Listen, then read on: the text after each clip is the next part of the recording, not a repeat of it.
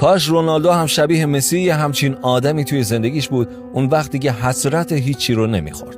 ما همیشه اسم مسی رو شنیدیم ولی خبر نداریم که پشت تمام ماجراهای این اسطوره یه اسم توی سایه و پشت پرده همیشه همه چی رو جلوتر براش فراهم می‌کرده. حتی جاده قهرمانی جام جهانی رو هم این آدم براش آسفالت کرده.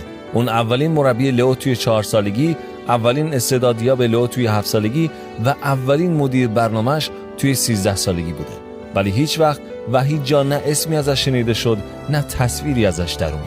اون خورخه پدر مسی بود. شما به من بگین که کی حاضر بود واسه یه پسر کوچولو که دوچار کمبود رشد هم بود هزینه کنه؟ خورخه این کارو کرد، فرش زیر پاشو فروخت، پسرشو برد اسپانیا و توی بدترین شرایط توی کمپ لاماسیا بارسلونا سرما و گرما و بیخوابی رو تحمل کرد و توی رستوران روی یه دستمال کاغذی اولین قرارداد پسرشو بست، امضاش هم هست و پسرشو اسطوره کرد.